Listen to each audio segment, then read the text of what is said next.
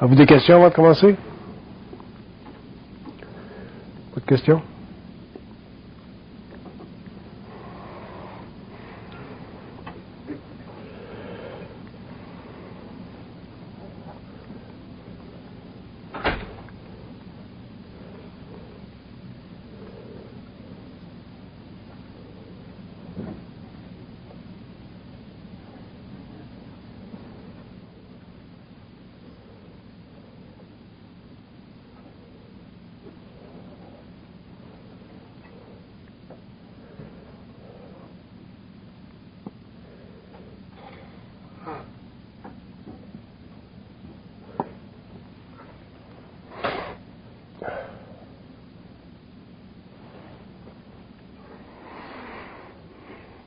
L'homme sur la terre, pour avoir une vie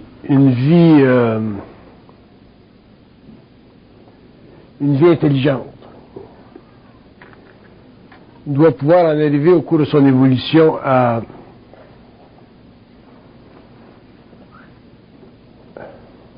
neutraliser l'astral de sa conscience. Le seul problème que l'homme a sur le plan matériel, c'est l'astral de sa conscience.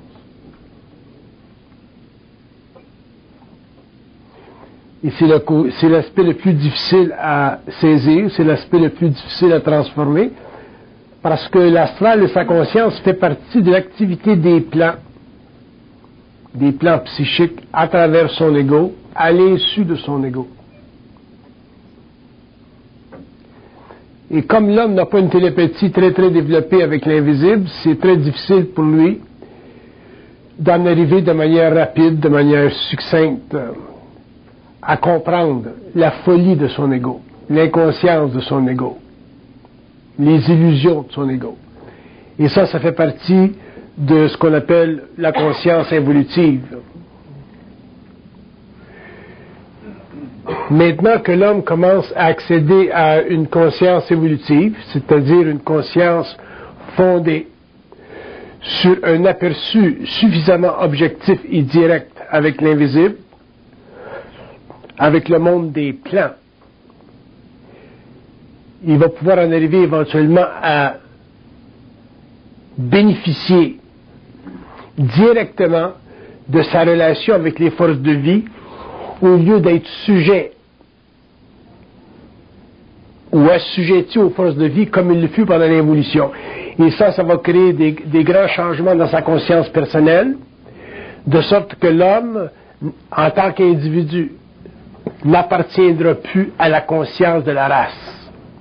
Quand je dis appartenir à la conscience de la race, je veux dire que l'homme ne pourra plus fonder sa conscience sur ce que le reste du monde pense.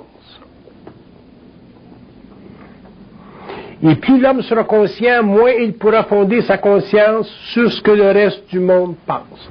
Donc l'homme, techniquement, l'homme conscient deviendra un être très solitaire.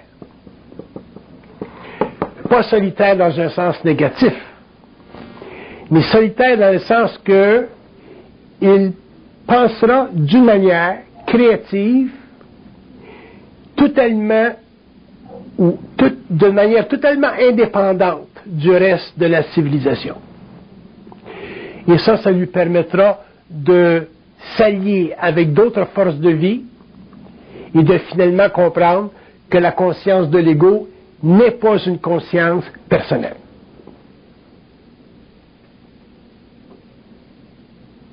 La conscience de l'ego n'est pas une conscience personnelle. La conscience de l'ego, c'est une conscience personnelle et une conscience prépersonnelle, liées ensemble. La raison pour laquelle l'homme a vécu l'évolution, c'est parce qu'il a toujours cru que la conscience de l'ego était une conscience personnelle. Et dans l'évolution, l'homme réalisera par son lien avec l'invisible que la conscience de l'ego est une conscience qui a deux facettes. Une qui est personnelle, dans le sens que l'ego sent, à travers ses propres forces vitales, son lien avec la vie, mais aussi prépersonnelle, dans le sens que l'homme pourra élever ce qu'on appelle aujourd'hui l'intuition à un niveau de télépathie directe avec l'invisible, et à ce moment-là, l'homme ne sera plus seul. Donc l'homme sera seul, sera solitaire sur la terre, dans le sens qu'il ne sera plus influencé par le monde, mais il ne sera plus seul parce qu'il aura un contact direct avec la source de sa pensée, donc son esprit. Mais le concept de l'esprit sera aussi développé et évoluera avec la conscience de l'homme, parce que tout ce qui est dynamique et tout ce qui fait partie des forces de vie dans l'univers s'amène avec le temps à des niveaux de réalisation plus avancés, au fur et à mesure où la structure mentale de l'homme permet d'absorber des notions ou des dimensions de conscience qui sont plus vastes et qui ne risquent pas de l'affecter sur le plan psychique. Mais pour que l'homme en arrive éventuellement à unifier ou à prendre conscience de sa conscience personnelle et de sa conscience prépersonnelle, il va lui falloir réaliser que ce qui le bloque dans son évolution, ce n'est pas simplement l'ignorance de l'invisible ou l'ignorance des lois occultes de la vie ou l'ignorance de ce qu'on appelle la conscience en général, mais son incapacité à réaliser qu'il est constamment, tous les jours de sa vie, il est constamment mis en relation avec ces forces-là sans vouloir l'accepter ou le réaliser. Pourquoi? Parce que l'homme préfère disposer d'une conscience psychologique personnelle plutôt que d'une conscience psychique prépersonnelle. Et la raison, c'est parce qu'il a été éduqué pendant des milliers et des milliers d'années à concevoir sa conscience, à concevoir sa pensée comme étant quelque chose qui vient de lui, au lieu de réaliser que sa pensée vient d'ailleurs. Et ce que ceci a créé pendant des siècles et des millénaires, à travers les religions, les philosophies, les idéologies, les réflexions, les systèmes philosophiques, les systèmes psychologiques, toutes les choses qu'on apprend aujourd'hui dans nos écoles, ça l'a amené éventuellement à perdre contact avec sa propre réalité, et aujourd'hui il en est la victime, et dans un monde qui devient de plus en plus aliéné et aliénant, l'homme devient de plus en plus impuissant à se retrouver et à découvrir son identité propre. C'est pour ça que nous vivons en tant qu'individus en évolution, nous vivons à la fin d'un grand cycle d'évolution où l'homme s'est incarné pour évoluer et donner sur la terre à l'homme une conscience égoïque. Mais la vie psychologique de l'homme, la vie psychique de l'homme ne finit pas à la fin du 20e siècle. Elle commence à la fin du 20e siècle. Ce qui se termine à la fin du 20e siècle, c'est le développement de la conscience de l'ego sur la terre, avec tous ses référents systémiques, relatifs. Mais à la fin du 20e siècle commence une grande évolution de l'homme sur la terre, mais de l'homme en tant qu'individu, et non pas de l'homme en tant que membre d'une nation, en tant que membre d'une race. Seulement en tant qu'individu. Et vivre en tant qu'individu dans un monde qui est extrêmement complexe, extrêmement compacté, ce n'est pas facile parce que nous n'avons pas appris à supporter notre conscience par rapport à des forces de vie qui sont les plus proches de nous, les plus près de nous, c'est-à-dire les forces psychiques, les forces vitales, les forces mentales, autrement dit, tout ce qui est à la source de la conscience de l'homme. Nous avons toujours préféré nous allier avec les forces de l'évolution, avec les forces de religion, avec les idéologies, avec ce que les masses pensent, avec ce que le pouvoir temporel pense, et nous avons, à cause de ceci, nous avons mis une limite à notre évolution. C'est pour ça que dans l'évolution de la conscience supramentale sur la Terre, ou dans le développement d'une conscience ou d'une psychologie évolutionnaire sur la Terre, l'homme sera obligé de retourner à sa source, à ses racines. Je vous donne un exemple d'un point de retour de l'homme à sa racine ou à ses racines. Quand vous vivez des émois, quand vous vivez des effrois, quand vous vivez des pertes, quand vous vivez de la souffrance, quand vous vivez des choses qui font partie de l'expérience de l'âme dans la matière, dans le corps matériel, vous avez deux choix. Vous avez soit le choix de vivre votre expérience en relation avec vos réflexes psychologiques égocentriques, qui appartiennent à la conscience et à la mémoire de votre race, ou vous avez la chance de vivre ce que vous vivez en relation avec une conscience prépersonnelle, qui ne voit pas la vie comme vous la voyez à travers la lentille de votre ego. Si l'homme pouvait, par télépathie, entrer en contact direct avec le plan mental, autrement dit sa source, alors qu'il vit des choses difficiles dans la vie, il s'apercevrait que la réponse qui vient d'ailleurs n'est jamais la même que celle que lui se donne alors qu'il est dans la matière. Elle n'est jamais la même. Parce que les forces de vie qui sont à l'extérieur de notre expérience, des forces de vie qui ne font pas partie de notre programmation planétaire, sont des forces qui déjà ont programmé cette expérience pour l'ego. Mais elles l'ont programmée pour des raisons d'évolution, dans la mesure où l'ego est capable, éventuellement, de revenir à la source pour comprendre pourquoi il vit telle chose, telle chose, telle chose.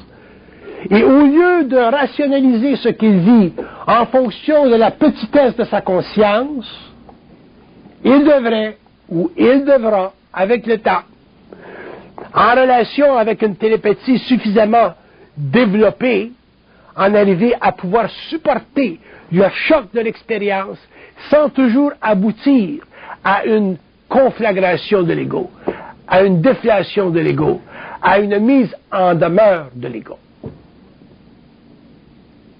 Regardez aujourd'hui ce qui se passe dans le monde. Je lisais dernièrement de Jean-François Revel qui disait toute l'opinion, même si toute l'opinion est contre quelque chose, ça ne veut pas dire que l'opinion a raison. Si tout le monde est contre la guerre en Irak, ça ne veut pas dire que tout le monde a raison. Ça ne veut pas dire que la guerre est bonne.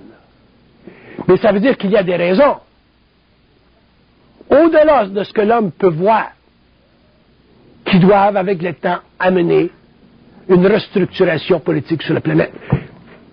Et ceci demande que l'œuf soit cassé. Mais quand on regarde la vie, quand on regarde tout ce qui se passe, quand on regarde nos maladies, nos pertes, à travers l'ego, à travers la vision de l'ego, la matrix extrêmement rétrécie de l'ego, on ne voit rien. Et c'est pour ça qu'on souffre. Alors que si l'homme avait une conscience prépersonnelle et qu'il disait, bon, ben, qu'est-ce qui se passe? Il y a une guerre en Irak, est-ce que les Américains devraient entrer, ne devraient pas entrer, est-ce que l'Europe devrait aider, ne devrait pas aider? L'homme aurait instantanément des réponses. Pourquoi la guerre en Irak? Ça sert à quoi la guerre en Irak? Et l'homme aurait des réponses. Et ayant des réponses à partir d'une conscience prépersonnelle, il ne souffrirait plus sur le plan psychologique. Je vous donne un exemple. Je me sers simplement d'un grand fléau pour expliquer jusqu'à quel point nous sommes extrêmement limités dans notre vision des choses et notre vision de la vie. Et si nous rapportons tout ceci à notre expérience personnelle, notre vie de tous les jours, nos mariages, nos jobs, nos santé, à ce moment-là, si nous n'avons pas de conscience prépersonnelle, que nous avons simplement une conscience personnelle, à ce moment-là, nous ne pouvons pas passer à travers le marais de la vie et nous en trouver demain renforcés, éclairés et en paix. Ça, c'est le problème de l'homme. Et ce fut le problème de l'homme pendant des milliers d'années. Et c'est pour ça que alors que les religions et les systèmes ont aidé temporairement de manière extrêmement relative à supporter le moral de l'homme, elles ont été incapables de donner à l'homme réellement recours à sa lumière. Donc l'homme aujourd'hui, à la fin du 20e siècle, avec sa science, sa technologie, sa médecine, c'est ci et c'est ça, est aussi appauvri dans sa conscience qu'il l'était il y a 3000 ans, 2000 ans.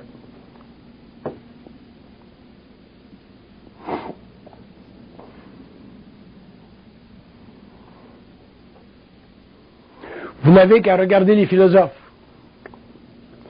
Vous n'avez qu'à regarder les démagogues, à regarder les idéologues, les gens qui pensent, les gens qui écrivent.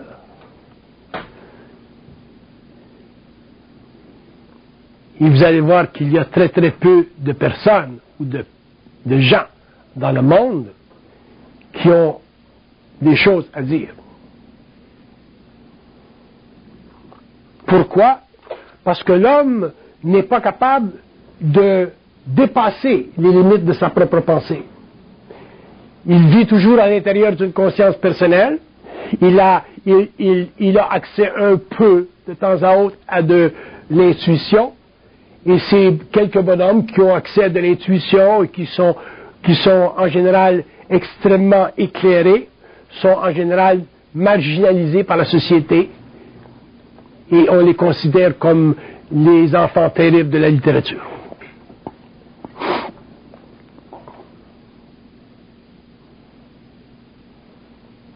Nous avons toujours besoin d'être influencés.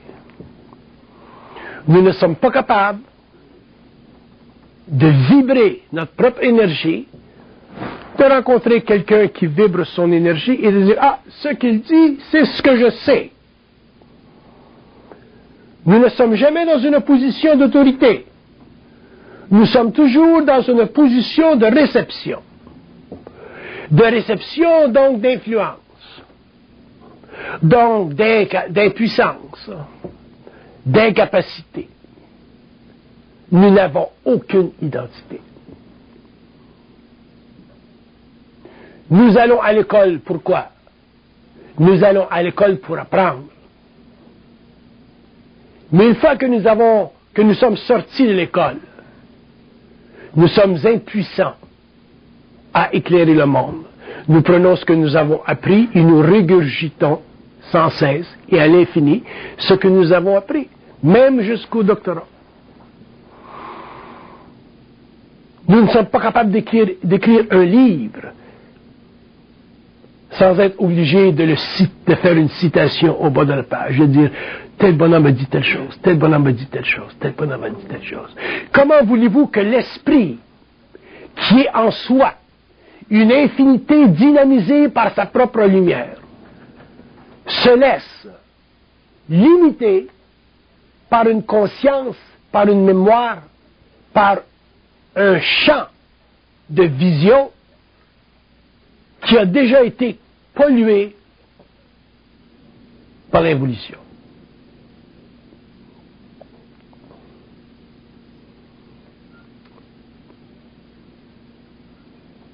C'est abominable. Nous lisons les journaux, ou le petit café le matin, sur la guerre, sur la science, sur ci ou sur ça. Et nous ne sommes pas capables de dire ce qu'il dit, lui, c'est ça. Parce que nous le savons. Non, nous nous laissons influencer. Nous laissons notre vision colorée parce que l'écrivain, le journaliste, le politicologue dit. Nous ne sommes pas capables de voir à travers les mécanismes de la civilisation parce que nous n'avons pas d'identité. C'est pour ça que nous sommes des êtres existentiels. C'est pour ça que nous avons une conscience expérimentale. Et c'est pour ça que dans le fond, nous sommes des êtres malheureux, toujours à la recherche de nous-mêmes. Toujours à la recherche de nous-mêmes. C'est pas normal qu'un homme soit à la recherche de lui-même pendant 50 ans. Je me fous de Socrate. C'est pas normal qu'un homme soit à la recherche de lui-même pendant 50 ans. La seule raison pour laquelle il est à la recherche de lui-même pendant 50 ans, c'est parce qu'il a été mal éduqué. On lui a enlevé le pouvoir de savoir qu'il savait.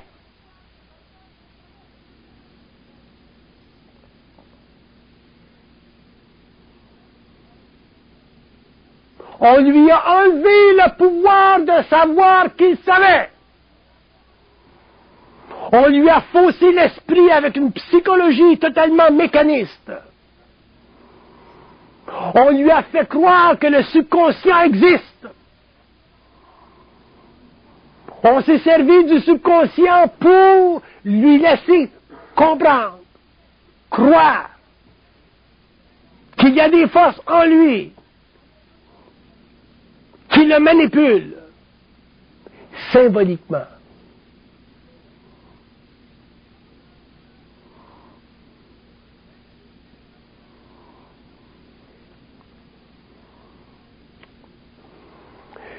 Moi, j'ai fait un rêve il y a 2-3 jours. J'ai rêvé, parce que j'ai une condition comment on appelle, de constipation.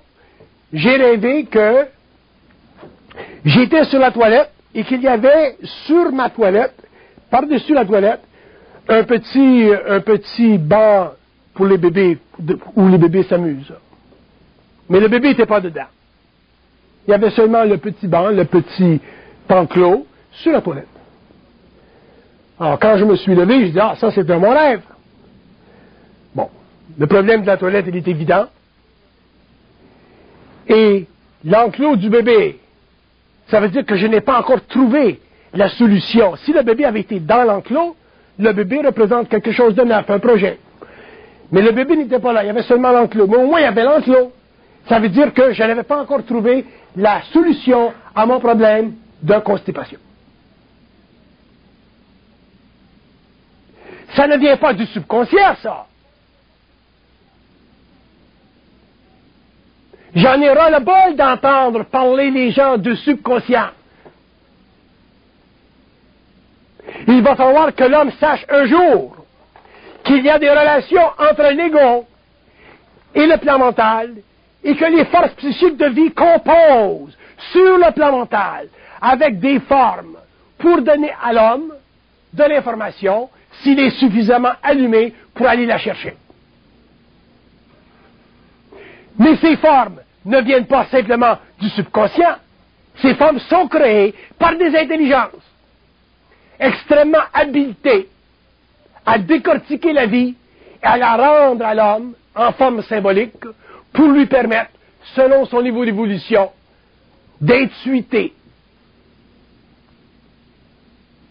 ses problèmes.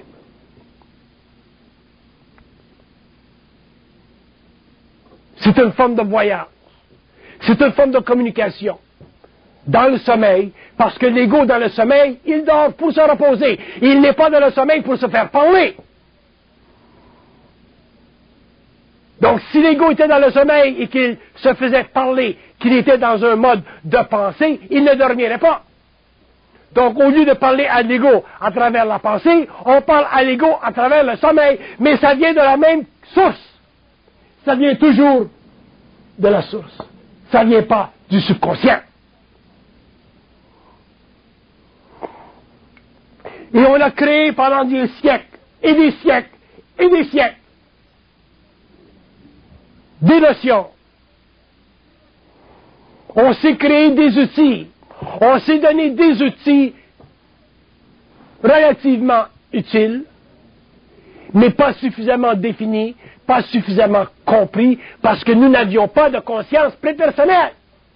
Nous avions des consciences réflexives, intuitives, mais pas suffisantes pour connaître le mystère de la conscience de l'homme. C'est pour ça qu'aujourd'hui, à la fin du 20e siècle, avec nos philosophies, nos idéologies, nos systèmes de pensée, nos architectures sophistiquées, nous sommes incapables de nous connaître. Nous sommes incapables de nous comprendre. Et que nous sommes encore, après des années et des années et des années, à la recherche de soi. Nous n'avons aucune identité.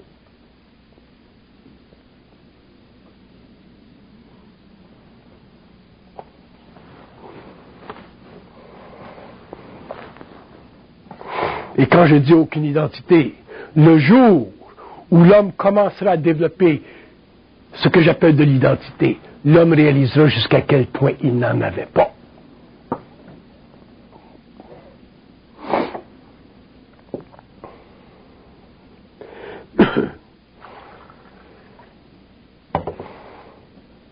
Si je fais une lecture, regardez.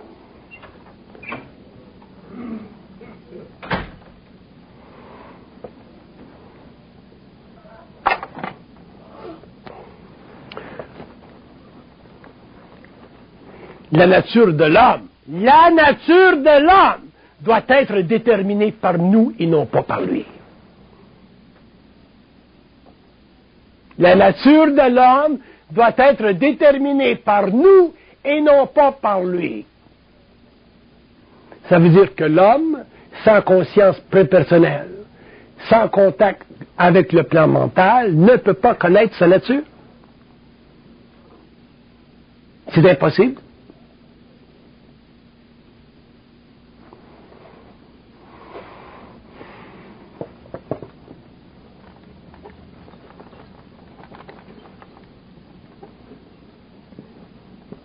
Ils disent, l'homme doit être assuré un jour, l'homme devrait être assuré de ne pas être seul dans sa conscience. Tant que l'homme croit être seul dans sa conscience, il est dans l'illusion de sa conscience.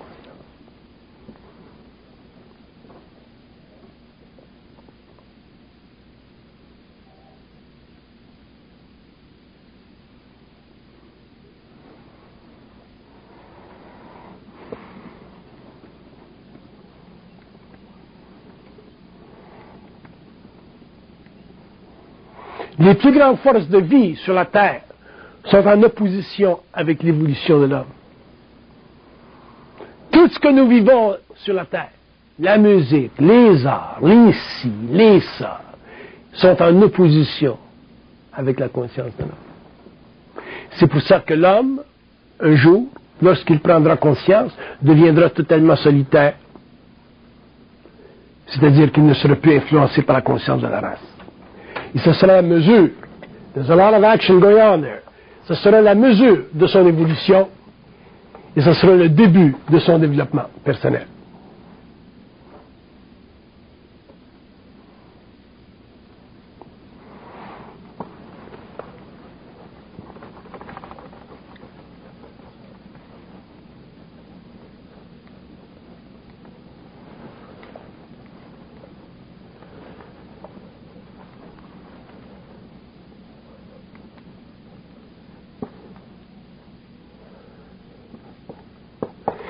Ils disent que l'homme n'est pas un être en puissance parce qu'il est un être dont la conscience est sous-développée.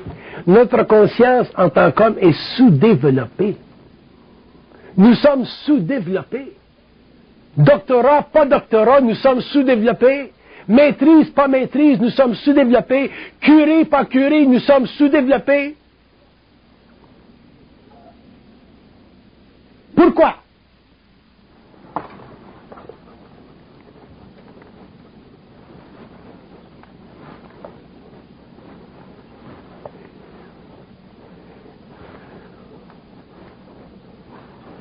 Parce qu'ils disent, vous n'avez pas été pris, l'homme n'a pas été pris par son esprit personnel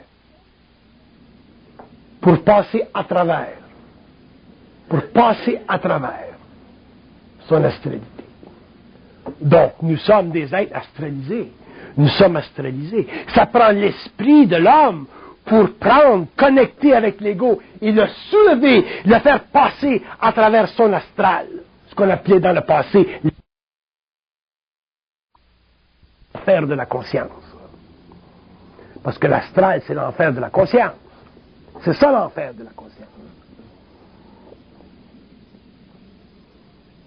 Et c'est seulement l'esprit de l'homme, son esprit personnel, qui peut le faire passer à travers l'astral de sa conscience pour qu'il découvre éventuellement qu'il n'est plus seul, qu'il n'est pas seul. Et qu'il peut vivre mentalement, psychiquement, très confortablement, en dehors de la conscience de la race.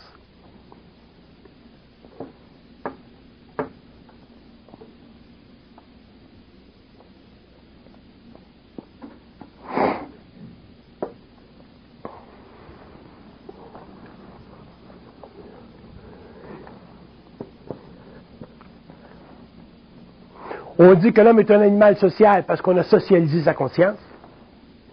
Mais dans le fond, l'homme n'est pas un animal social.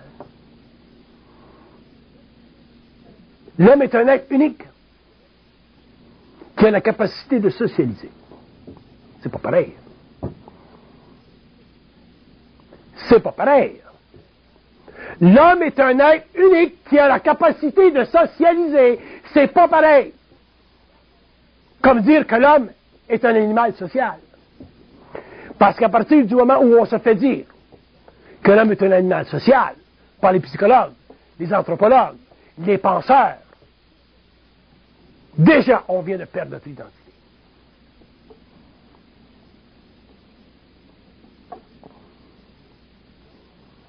Et il y a plein de ces dictons, de ces erreurs de pensée qui font partie de ce que nous appelons notre éducation.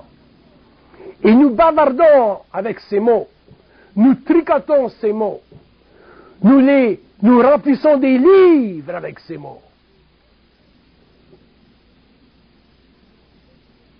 Et nous nous influençons mutuellement pendant des générations. Et c'est pour ça que l'homme aujourd'hui, à la fin du XXe siècle, avec tous les développements de la technologie, avec son mental plus raffiné, est encore plus perdu qu'il ne l'était au XIXe siècle.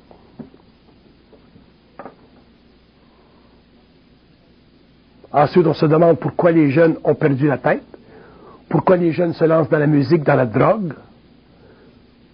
pourquoi les jeunes se sentent marginalisés, pourquoi les jeunes ne sont pas heureux.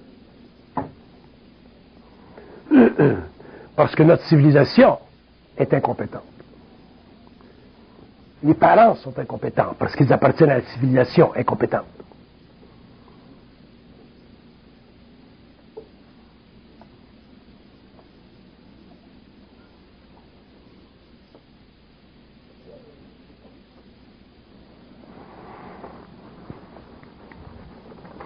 L'homme est fait pour savoir, il n'est pas fait pour connaître. L'homme est fait pour savoir, il n'est pas fait pour connaître.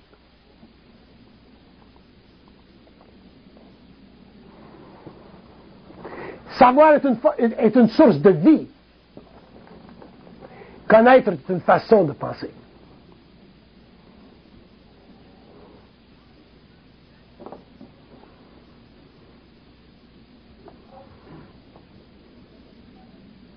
Regardez comment les Français ont le génie de la langue.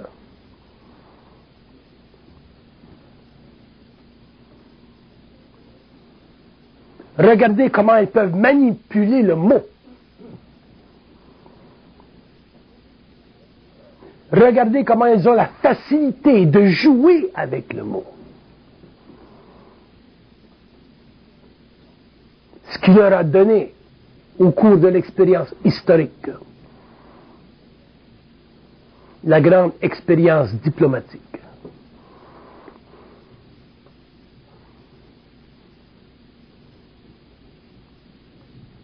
Et aussitôt que vous avez un intellectuel français qui commence à aller contre la finesse du jeu intellectuel, pour dire, oh, arrêtez là, regardez, arrêtez, regardez, il devient la bête noire.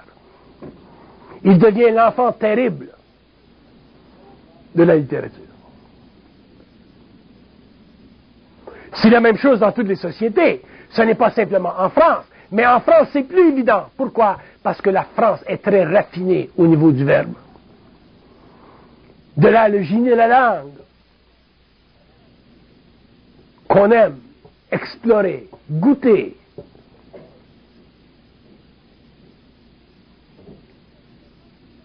Mais ce ne sont pas les ombres que nous avons de besoin. Ce ne sont pas les ombres.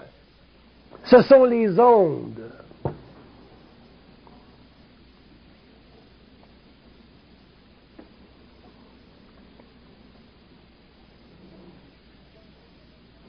Et nous entrons dans un temps, 21e siècle, où en tant qu'individus, nous serons obligés, seuls, à partir de nous-mêmes, de regarder le grand échiquier de la civilisation et de savoir quelles sont les actions des peuples, des gouvernements qui sont véritables et quelles sont les actions des peuples et des gouvernements qui sont réellement minables.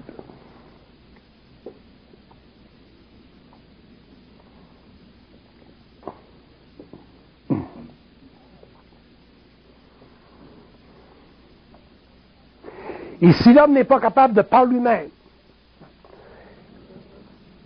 faire ascension vers une conscience prépersonnelle, c'est-à-dire vers une conscience de lui-même, quelque chose en lui-même, qui sait, qu'il est capable de supporter seul, de vivre seul, vous retournerez à l'éducation publique, vous retournerez à la presse, vous retournerez à vos bouquets, et vous continuerez pendant toute votre vie à vous faire laver le cerveau.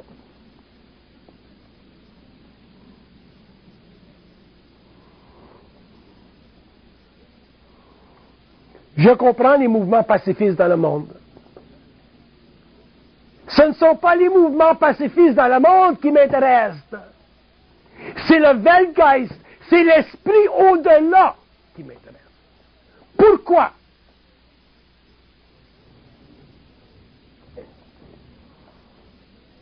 Les mouvements pacifistes dans le monde ont toujours été contre l'agression, c'est normal.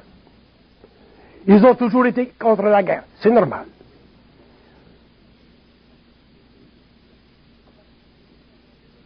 Ça fait partie des grandes ambitions de l'humanité, la paix. Mais croyez-vous que nous allons avoir la paix aujourd'hui parce que nous nous promenons dans le monde avec des placards? Croyez-vous que nous avons la puissance, la force aujourd'hui dans le monde de déterminer notre propre destinée?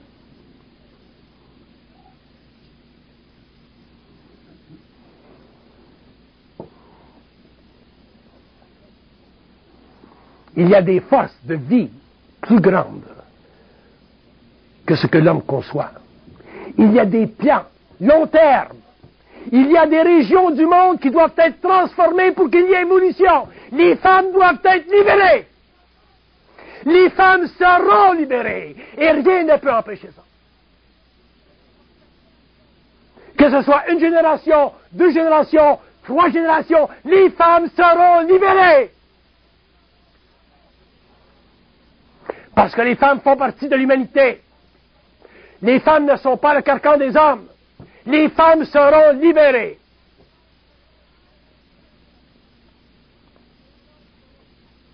Les hommes seront assagis.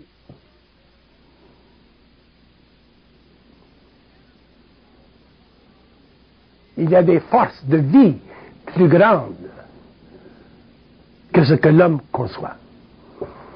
L'homme doit parler avec ses forces de vie, communiquer avec ses forces de vie, dépasser l'illusion du subconscient et entrer dans la tractation mentale, dans la dialectique mentale, dans la télépathie mentale, dans la télépsychie normale, naturelle, à sa conscience.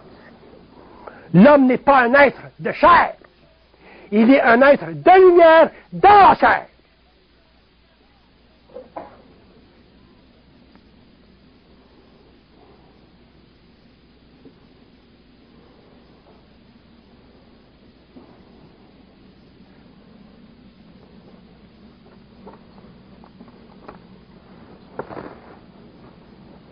Si vous ne parlez pas avec nous, ils disent, vous ne pourrez jamais comprendre l'histoire de l'humanité.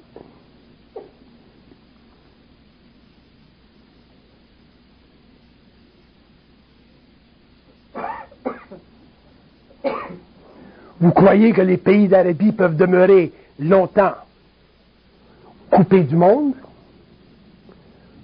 enveloppés dans leurs idéologies religieuses, certaines extrêmement fondamentalistes, retardant l'évolution de tout un sous-continent? Il y a des puissances dans le monde qui s'opposent à l'arrêt de l'esprit de l'humanité, et l'Amérique en est une.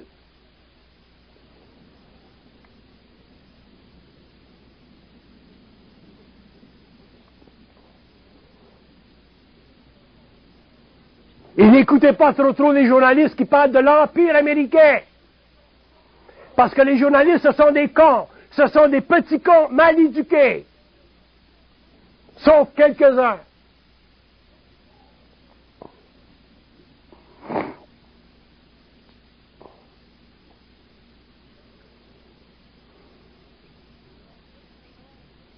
Les nations ont des rôles. La France a eu son rôle. L'Angleterre a eu son rôle. L'Empire ottoman a eu son rôle. L'Italie a eu son rôle. Maintenant, c'est l'Amérique. Et si l'homme ne comprend pas ça, avec toute la puissance qui est en train de se développer dans cette partie du monde, vous aurez des maux, des maux de conscience. Vous aurez des indigestions morales. Parce que l'Amérique, sa mission sur la Terre, c'est la libération de la planète.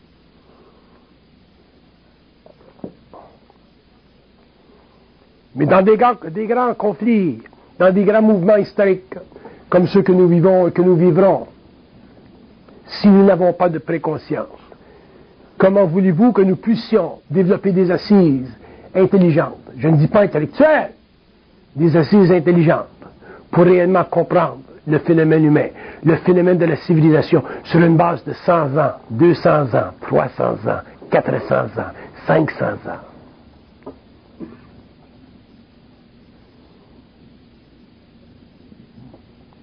Nous allons nous accrocher au mouvement de la balle qui frappe le soldat ou la balle qui frappe le citoyen. Ça va plus loin que la balle qui frappe.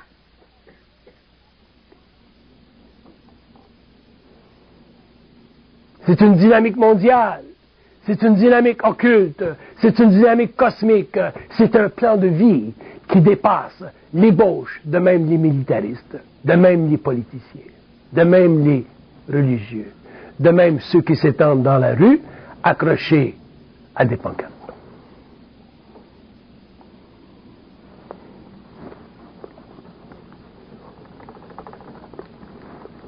La guerre pour vous est un fléau, pour nous la guerre fait partie de l'évolution. Jusqu'à temps que vous soyez suffisamment évolué pour que la guerre n'existe plus. Donc la guerre, il n'y en aura plus sur la Terre lorsque l'humanité sera évoluée. D'ici à ce temps-là, la Terre fera partie de l'évolution. Et si ce sont de grandes nations qui la font, cette guerre, comme l'Amérique, comme ce fut la France, comme ce fut l'Angleterre, comme ce ne fut pas la Russie, comme ce ne fut pas la Chine, à ce moment-là, il y aura évolution.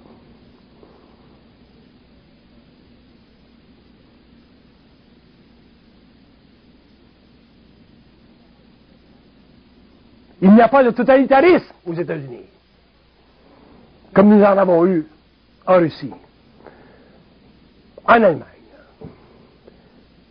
avec lesquels les Français très très confortables.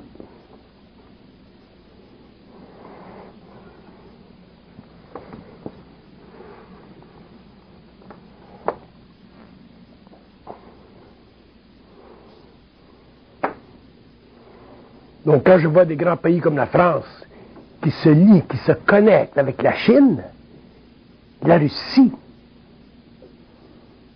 pour des raisons politiques, bien assises, je me pose des questions.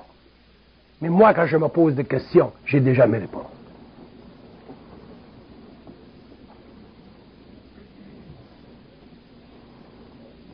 On fraternise avec des pays qui ont été responsables des plus grandes idéologies criminelles du XXe siècle.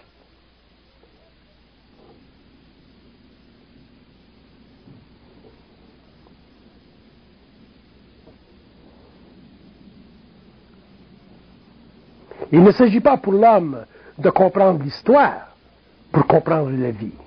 Il faut que l'homme comprenne la vie pour comprendre l'histoire.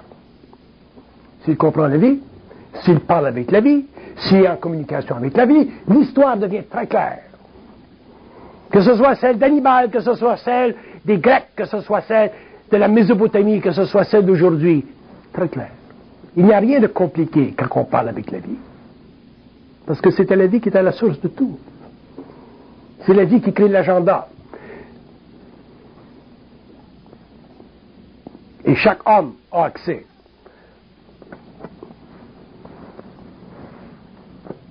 Dans la mesure où il ne nie pas ce qu'il sait, pour que ce soit remplacé par les opinions des autres. Je connais des étudiants dans les universités qui ont peur d'afficher des positions parce que le mouvement est totalement vers la gauche.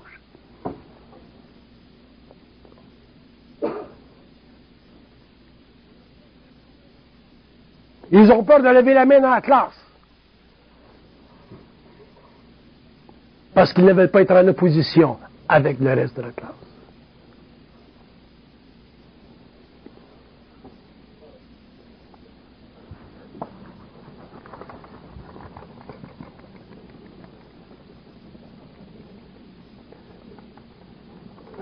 Lorsque la conscience collective prend précédence sur la conscience individuelle, l'homme doit se séparer d'elle.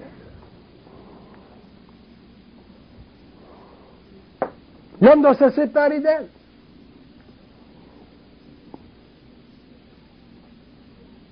Il ne doit pas avoir peur d'être solitaire s'il veut être solidaire avec son esprit.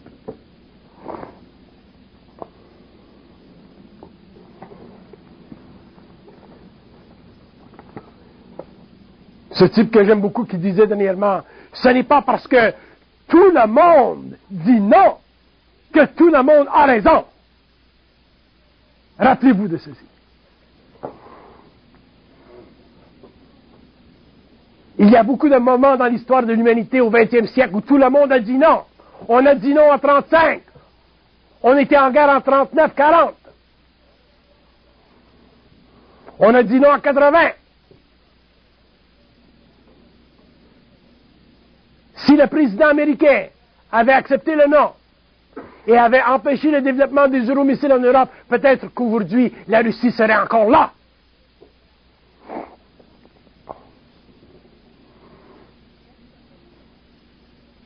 Quand nous avions un mouvement pacifiste en Europe, en 1935, où tout le monde ne voulait plus la guerre, ce qui était compréhensible, après Verdun, on accusait Churchill d'être un faucon. Et quand la pluie du plomb a commencé à descendre sur la tête de l'Europe, on est allé chercher Churchill pour sauver l'Europe avec les Américains.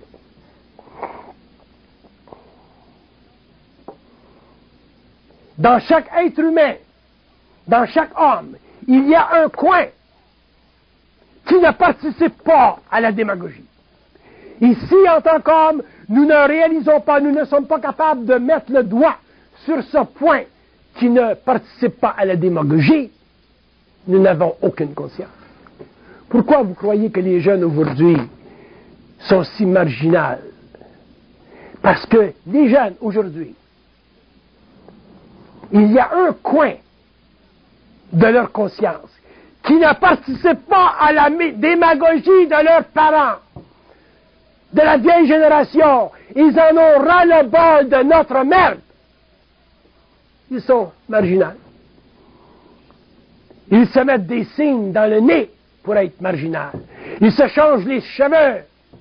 Ils font tout pour dire non, il y a un coin de moi qui ne supporte pas votre démagogie. Et ça, c'est l'histoire de la jeunesse. La jeunesse a toujours été ainsi. Une fois sorti de ce corridor temporel, une fois entré dans la trentaine, on enlève les signes, on enlève les cheveux rouges, on enlève les choses dans le nez, et on rentre dans le business. Mais on a fait notre point.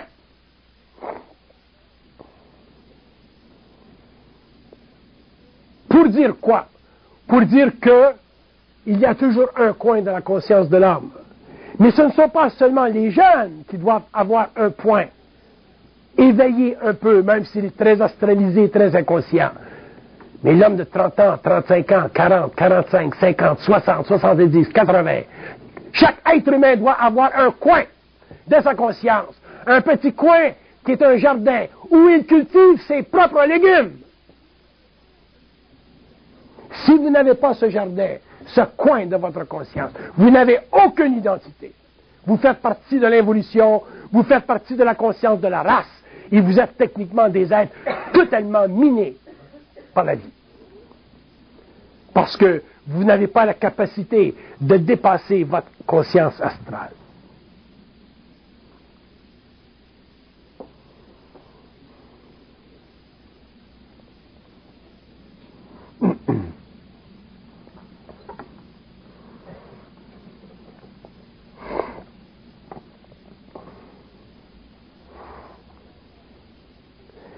Ça fait 30 ans que je fais ce boulot.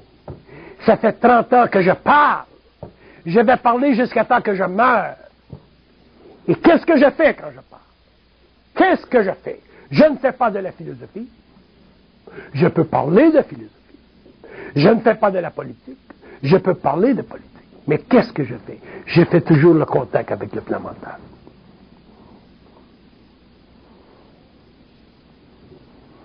On me dicte. Qu'est-ce qu'on doit parler aujourd'hui? Comment on regarde la vie aujourd'hui? Donc c'est facile de savoir.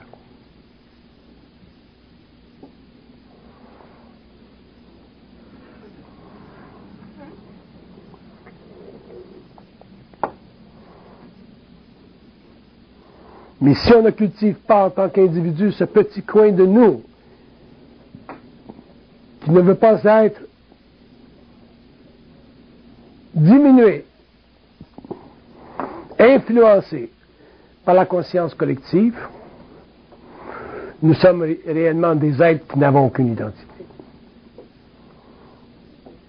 Et nous sommes testés et nous avons toutes sortes de chances, d'occasions dans la vie où nous pouvons voir si nous pouvons mettre le doigt sur ce coin de nous qui est notre coin à nous.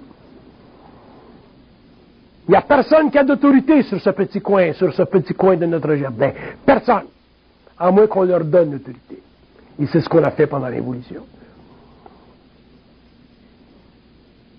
C'est pour ça qu'aujourd'hui, les plus grands fléaux dans le monde, la plus grande cacophonie dans le monde, elle existe dans les régions où la mémoire de la race est extrêmement puissante. Les Indes, le Pakistan, les pays d'Arabie. Et c'est là que se jouera au XXIe siècle le dernier mouvement pour le développement de ce qu'on appelle la démocratie.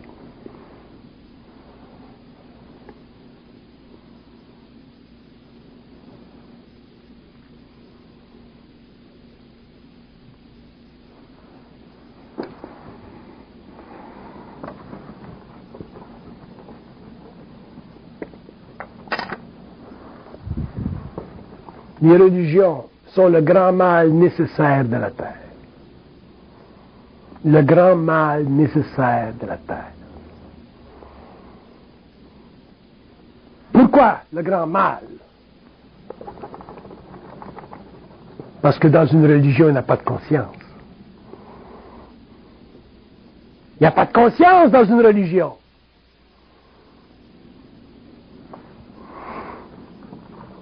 Une religion, c'est la manipulation des symboles. Pourquoi? Pour garder l'homme dans l'ignorance des forces de vie.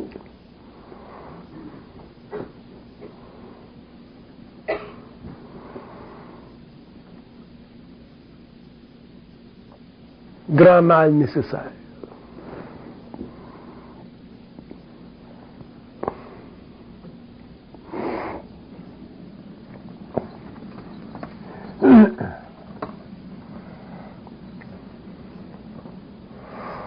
Quand les Français ont signé en 1905 la séparation de l'État et de la religion, ça a été un grand mouvement. Les États et les religions doivent être séparés. Les États et les religions seront séparés. Pourquoi?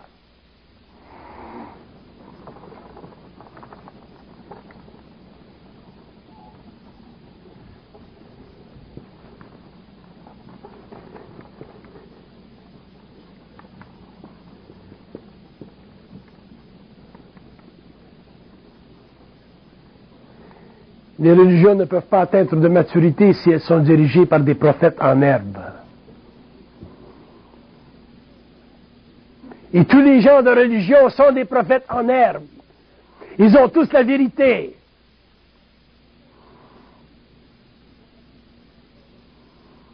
Il doit y avoir séparation des États et des religions. C'est pour ça que la Turquie est un pays important dans cette région du monde. Parce qu'il y a séparation de l'État et de la religion. Et si jamais ça revient, ou c'est changé, que la Turquie intègre la religion et l'État, ce sera la fin de la Turquie. Ce sera son expulsion de l'Union économique européenne.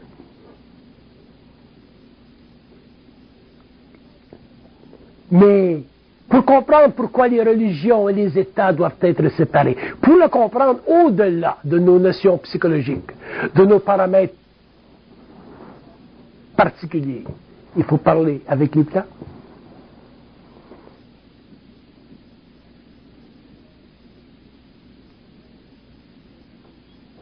Il faut converser dans le petit coin de notre jardin. Ensuite, nous avons l'esprit en paix. Parce que l'homme conscient n'est pas intéressé à la vérité. Il est simplement intéressé à savoir comment la vie fonctionne, comment la civilisation fonctionne. Quel est le rapport entre l'individu et la société?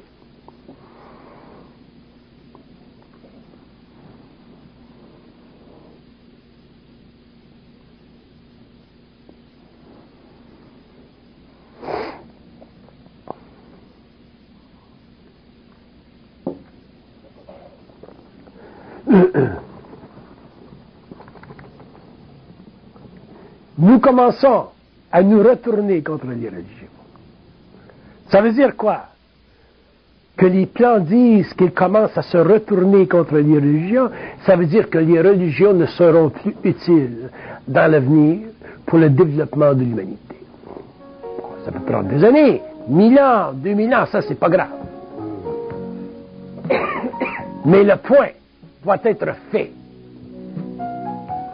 que les religions sur la terre doivent un jour disparaître dans la conscience de l'homme en tant qu'individu et demeurer dans la conscience collective de l'humanité qui n'a pas encore été capable de se libérer de la mémoire de la race.